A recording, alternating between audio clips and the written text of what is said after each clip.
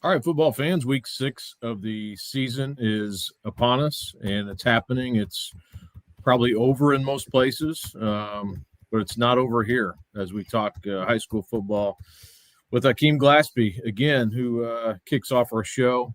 And Akeem, you had one of the maybe surprising scores of the night. Brownsburg 14, Westfield 10, and it was 10-7 at halftime. And you checked in about halftime and asked, how big an upset this would be. And it didn't happen that way, but I think probably this game turned some heads, I would say, just looking at the final score. Tell us how things transpired up there at Westfield tonight.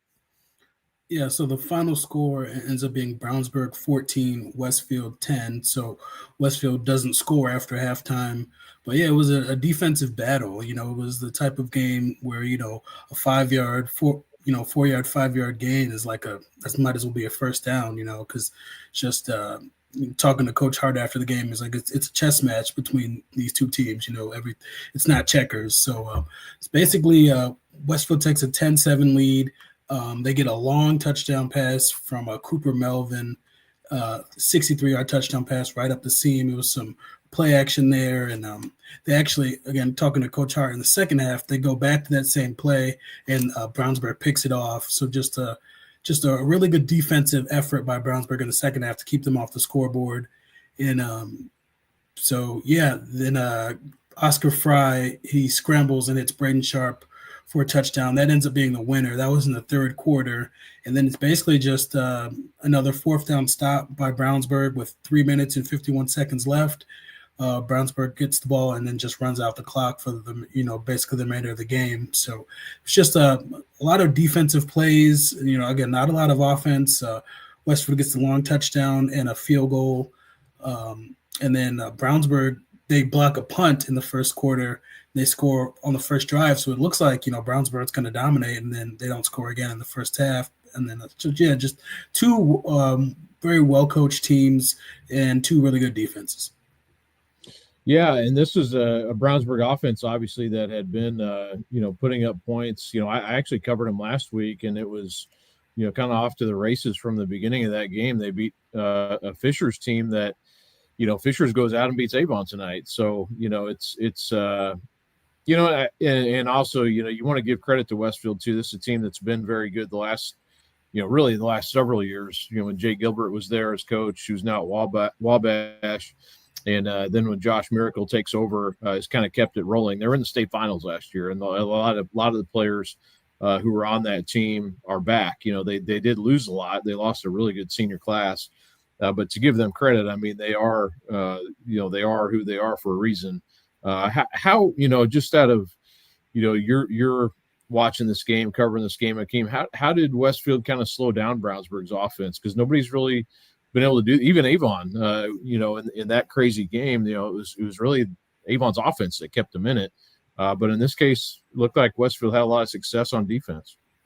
Yeah, I would say it's Westfield's front seven. They were really able to pressure Oscar Fry, and he's a solid quarterback, but he's not necessarily the most mobile quarterback. So once they were able to get him off his spot, there's some errant throws, and they got a lot of pressure on him. So that's kind of what kind of slowed down the passing game. And then again, the rushing attack was, it wasn't a lot of big, explosive runs, but it was 3-4 yards at a time. And to Brownsburg's credit, they seemed to never panic. They didn't try to start doing anything that was outside of themselves. They just stayed methodical and continued to pound away. So in my quick story, I gave the player of the game to the offensive line just because they were really controlling the line of scrimmage. And yeah, I mean, they weren't trying to do too much. They didn't, start trying to bomb away, when they were trailing. So it was just a very methodical game on both sides. Just, again, two teams that seemed to know what each other wanted to do. And, Brownsburg just executed and made a couple more plays than Westfield did. And how about on the other side? Brownsburg's defense probably hasn't got the credit it deserves this year. I did write a little bit about them last week just because – they were coming off that Avon game, and I thought they played really well against a Fishers team that I saw offensively really take it to IHSAA, at least early in that Mudsock game the week before. But that defense of Brownsburg's has been quietly getting better. They had the Avon hiccup, but overall have been really good this year. How did Deacon King's a big runner on that Westfield team. He's a guy who plays both sides of the ball a lot, but he's a tough guy to stop. How did Brownsburg's defense do against Westfield? Yeah, I mean, it came down to adjustments. Talking to Coach Hart, like I said, they hit this 63-yard touchdown pass right up the seam. Then he's like, because it was a formation they hadn't seen, and he's like, but in the second half they go back to that and they intercepted. And then there was another play where it's like, yeah, we'd have it covered up. Like basically, the adjustment to the adjustment is what Brownsburg did, and that's what kind of slowed down Westfield. And again, I would say it was Brownsburg's front seven. I mean, I talked to Alex Fisher after the game. He was one with the big fourth down stop, and he was just like, yeah, I mean, I really like playing with these guys. It was fourth and short. I saw them block down, and I just filled my gap. So basically, again, just two well-coached teams. There are no secrets between the two. They're really strong about reading their keys, and they play fast. A lot of people equate team speed to offense, but both defenses play really fast too. So I think that's kind of what comes down to it. It's just two well-coached teams, and the secondaries. You wouldn't, not a lot of explosive plays. Everything was kind of covered. It's just the one long play that Westfield kind of broke was the biggest play of the game. But other than that, yards are hard to come by.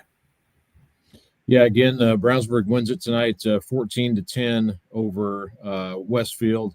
Obviously you mentioned Westfield did a good job. Their front seven, Alex Aaron Bolish too, has always been a real pain for offenses to try to block. I mean, for the last 3 years, he's been a guy who's been in the backfield, probably one of the best pass rushers in the state. I'm assuming he was probably in there quite a bit, Akeem. Yeah, he got dinged up in the first half, but he definitely made his presence felt. I'm not sure if he returned to the game, but he was definitely around the ball, while he was, before he got dinged up. But yes, he definitely made his presence felt. And just overall, what did I don't think your full story's out yet. I don't even have my first. My game was there must have been 35 penalties in my game tonight, so I'm running behind a little bit. If Nat's listening to this, so I will get to that ASAP.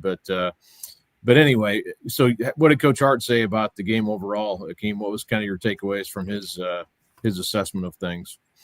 Yeah, again, he said, it's chess, not checkers when these two teams get together. He really credited Westfield for being well coached, and again, just that, again, it was the adjustments, and he did say it was championship football that his team played. Like, that's a championship team, He said, again, the second half was different, was the difference, and he really just liked how they came out in the second half because, I mean, I guess you could say it was bad offense or good defense, depending on how you want to look at it, but it definitely was, it left you kind of wanting more in the first half. It seemed like some close misses, some maybe runs that you felt like could have went for more. So, I mean, I'm crediting both defenses, but I feel like both teams, Westfield was the one that hit the big play in the first half, and Brownsburg was just kind of searching. But again, to their credit, they weren't big play hunting. They continued to run their methodical offense. But Coach Hart said there was a championship play with that fourth down stop, and then they were able to run out the final 4 minutes of the game. So that was kind of what it came down to. It was just, again, they weren't trying to do anything spectacular, but they made the plays when they needed to. Awesome. Well, I'll let you get to writing, and I'm glad we're talking football. You had a good game. How was the crowd out there tonight? Yeah, it was good. It was homecoming, so the Westfield side was obviously pretty well represented, and Brownsburg showed up well as well. So unfortunately, they started to file out after that fourth down stop, and once Brownsburg got a couple first downs. But great atmosphere all around. Yeah, it's good we're fully into football, and baseball is just completely over. The season has ended, and there's no more Major League Baseball games going on, so that's good. That's spoken like a true Tigers fan. We've pulled the plug on baseball, so fantastic. Well, Akeem, good enough. Thanks, and we will talk to you soon. See you. All right. All right, so thanks to Akeem Glaspie. He had the Brownsburg game tonight, 14-10 over Westfield, and that two of the top 10 teams in Class 6A. Obviously, that's a rematch of last year's state championship, a game that Brownsburg won. At the end, that was a great game, and really, I I would think Carmel's maybe, when you look at things in the north half of the bracket, probably the favorite because they beat Westfield pretty handily earlier this season. So, but if you look at what Westfield did tonight, obviously they're right there. So they have to feel. You never feel like you're. When you're as good as they are, I'm sure a loss is a loss, but to play Brownsburg that close has to give you some confidence in some aspect for sure. Because Brownsburg's just been so good these first 6 weeks, and they stay undefeated at 6-0 after that victory. So there's more. Akeem's got a little bit more on that game at IndyStar.com, but you can read there, and he'll have a more even full story coming later tonight. But so yeah, and then my game tonight, I was going to touch on that before we bring in Rich Torres. My game tonight, Decatur Central in Plainfield, 37-19. It ends up Decatur Central wins it, and it turned out to be a really long second half. A lot of penalties. Both teams kind of getting after it. There was some, there was a little bit of. It wasn't anything major, but you could tell they're conference rivals. They are. Obviously two teams in the Mid-State Conference that are trying to beat each other. And I thought Plainfield really, in the first half, kind of controlled things a little bit more than I would have expected going in. It was 13-8 at one point in the second quarter. Cohen Vanderbush scored on a 7-yard touchdown run, actually, to the corner of the end zone. Plainfield had taken a 13-8 lead early in the second quarter after Decatur had come out 8-0. Decatur came back and actually took the lead back when it went into halftime, 16-13. Braylon Morris, who's a guy that's really talented. He's been playing some quarterback. Bo Polston was out with that shoulder injury, came back last week, and now he's playing again. Was playing again tonight, but Decatur Central's kind of stuck with having Morris come in, run the ball. I was talking to Coach Kyle Enright tonight. He can throw it a little bit. He hasn't really done that much, but mostly been a running quarterback. And man, and Alex Serber, the offensive lineman for Decatur, kind of jokingly, he's like a Lamar Jackson, the way he can run. So that's been an added element to that Decatur Central offense. And just looking at what he did tonight, I mean, he was electric. It gives them, and Bo Polston can run as well, but it just kind of gives you another fast skill position player. Decatur Central has a lot of those. Casimir Hicks, obviously, and Farrell Carter and Polston himself. So they have a lot of really good athletes.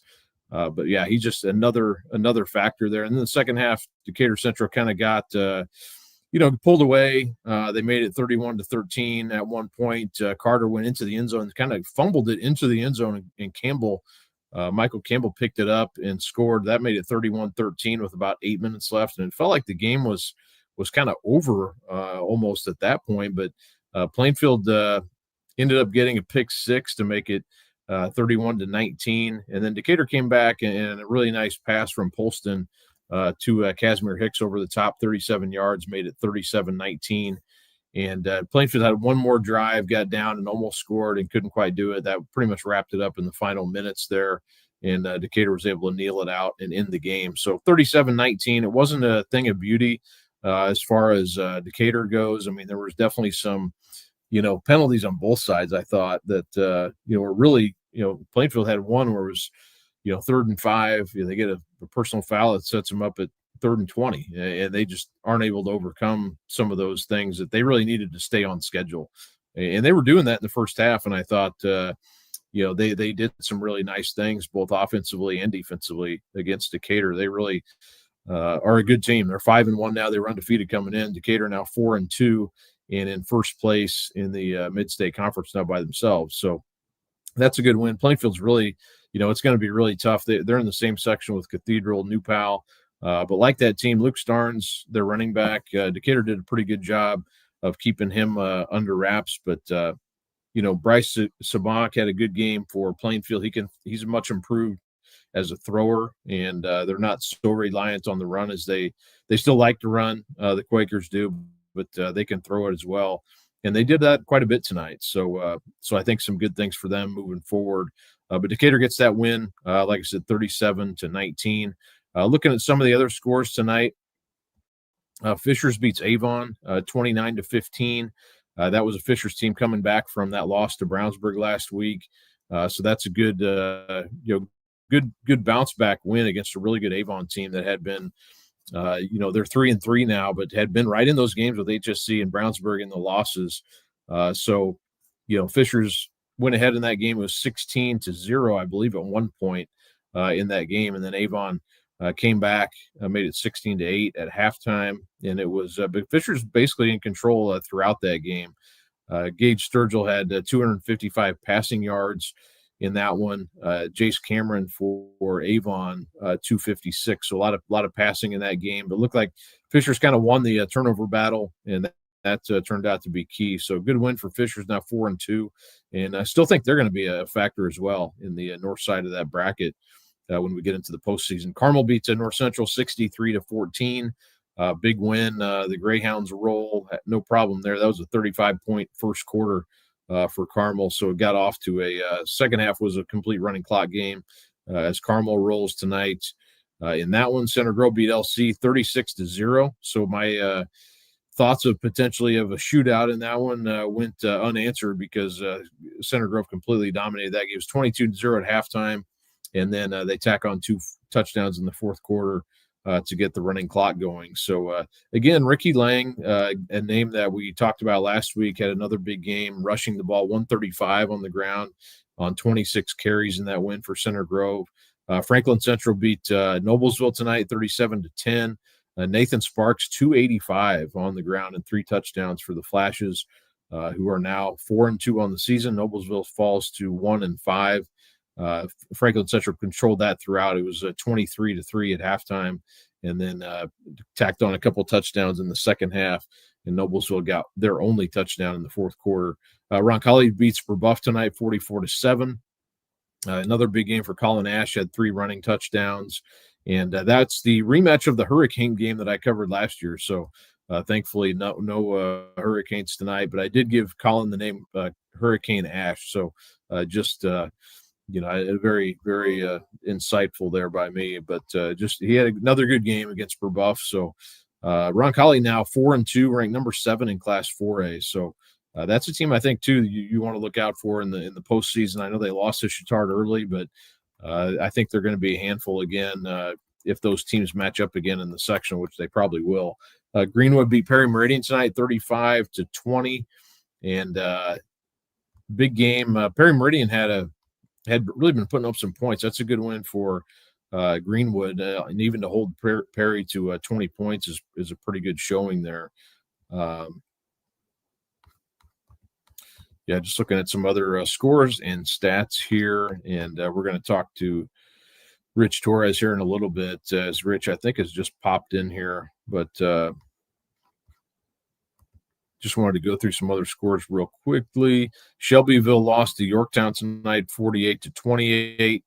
Warren Central, too. Warren Central had a real battle on its hands with Pike tonight. It ended up being 31-28. That's maybe one of the more surprising scores of the night. Pike has been feisty, but had just had one win on the year, so Warren had to really battle for that one.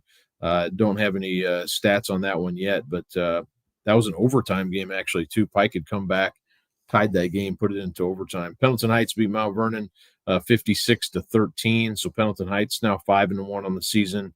Cecina beat Greenwood Christian 50-29. And I see Rich in here now, so let's bring him in. How's it going, Rich? Pretty good, man. I quite literally walked into my house and jumped on. Nice. Jumped on. So here we go. From Maryland to Fishers, man. Yeah. I had about 35 penalties in my game. I don't know. How about you? We didn't have penalties, but we had some injuries. We had a scoreless tie at halftime, and unfortunately for Triton Central, they lost Matthew Wilkins, their quarterback, just before halftime, about 2 minutes left. And it was a good hit. He kind of scrambled. He got tackled in the backfield, and he had some problems getting up. And after halftime, it was homecoming, so it was an extended halftime.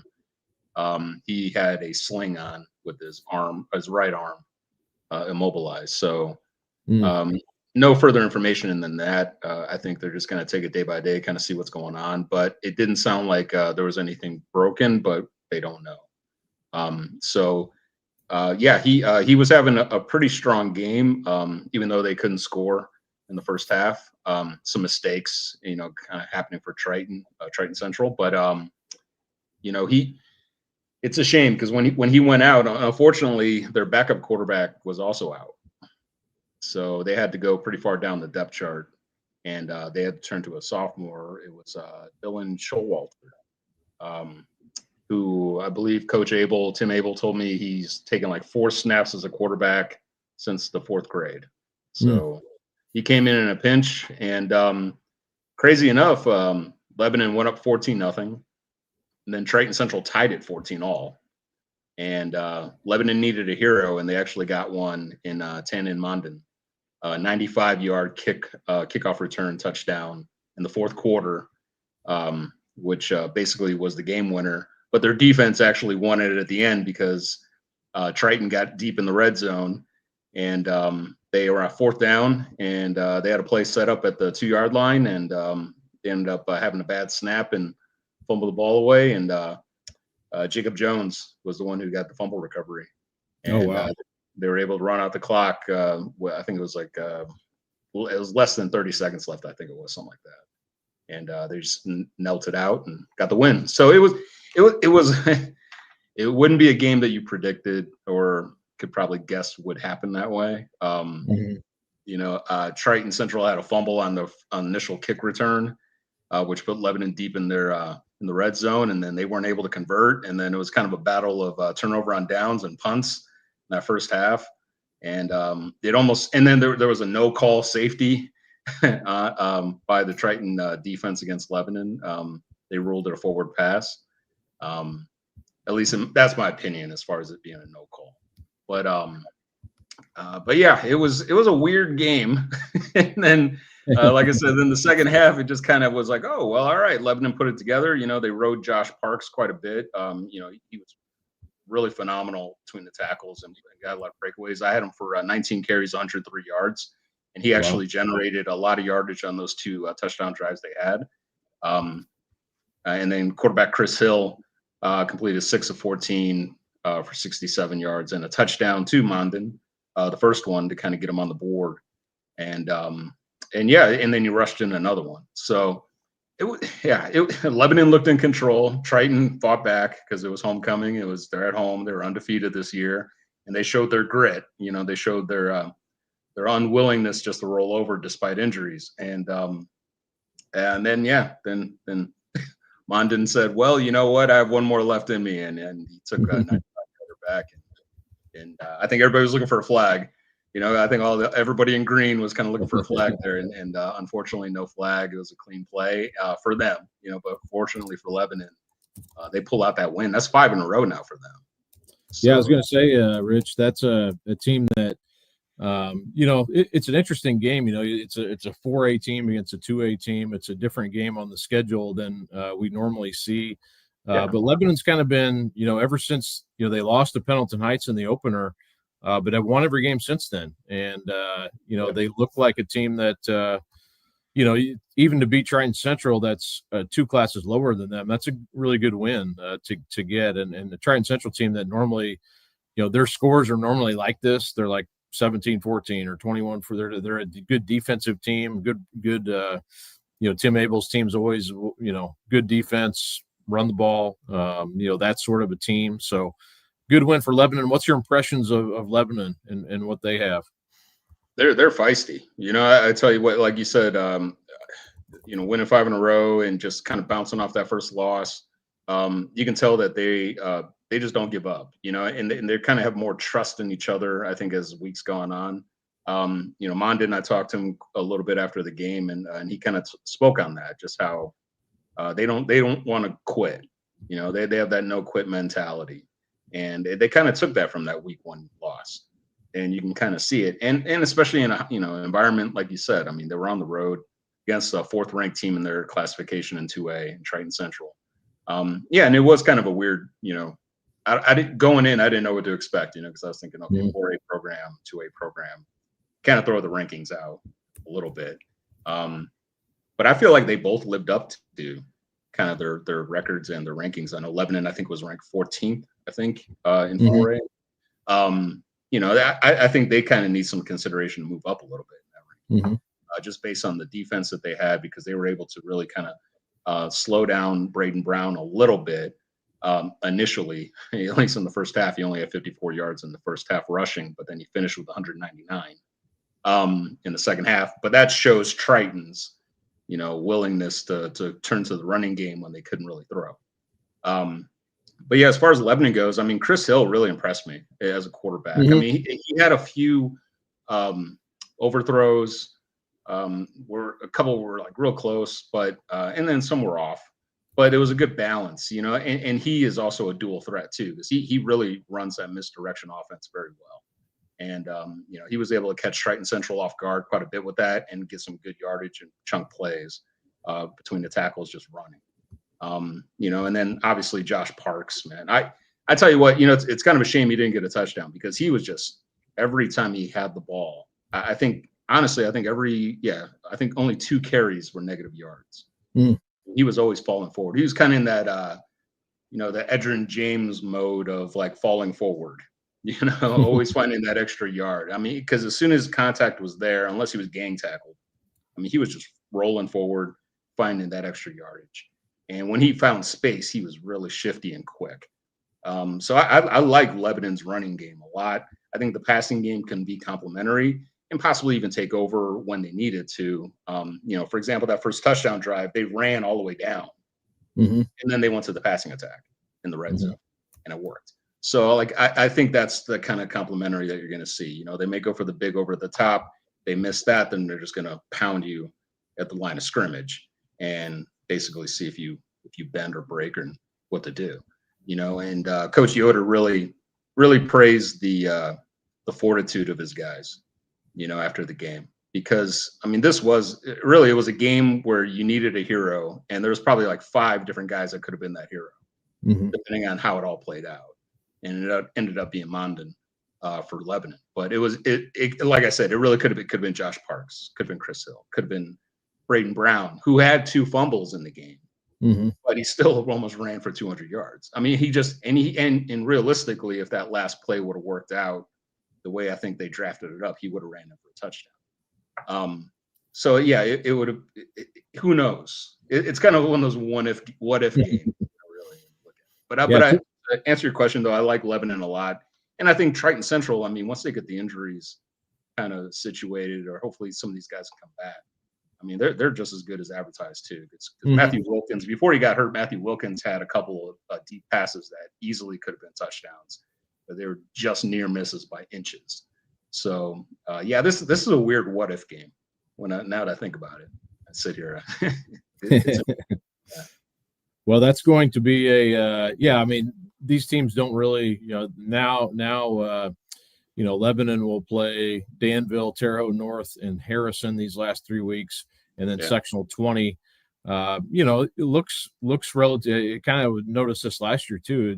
It was throughout the season, looked like a sectional they could win. They did not do that. They lost to Huntington North in overtime in the sectional championship. But I think once again, they're a team that I think is going to be pretty dangerous in that sectional. Right now, Logansport is probably the only other team I think that's going to be a real challenge for them, when you look at that. So team that I think Josh Yoder goes there and has, hey, I can win here. And he's proving it already with that group. So it'll be interesting to see what they end up doing in the tournament. But wanted to look at Triton Central just for a minute here, Rich. But where do they kind of go from here with the quarterback situation? I know you don't know all the details on Wilkins, but it sounded like it's pretty serious. But that looks like a pretty tough situation for them.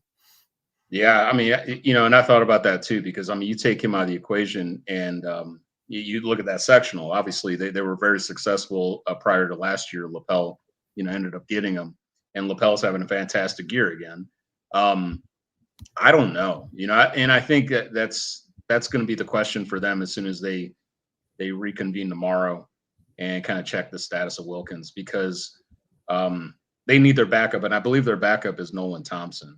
I Mhm. could be wrong there, but I believe he is. And he was in street clothes. He had a jersey on, but he was on the sidelines during the game, even before the game started. So I think I want to say that he has maybe a concussion, but Okay. not 100% on that. So he should come back. You would think here, hopefully, if they need him. And then with Matthew, I mean, you kind of hope for the best. You hope that there's no major damage, and maybe it's a stinger of some sort. He has, like you said, 3 to 4 weeks, here maybe to recover. But that's a big blow, though. I mean, really it is, because the reason that Braden Brown does so well is because of that balance, Right.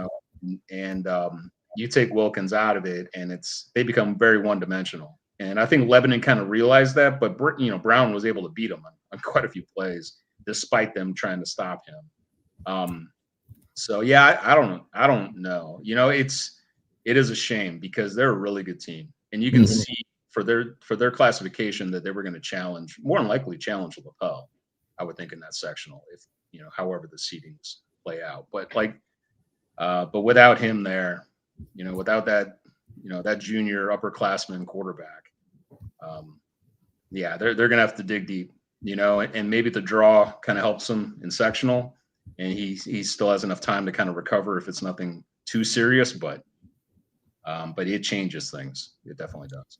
Yeah, it makes it pretty tough, and they have to turn around and play Tri-West, or no, they play.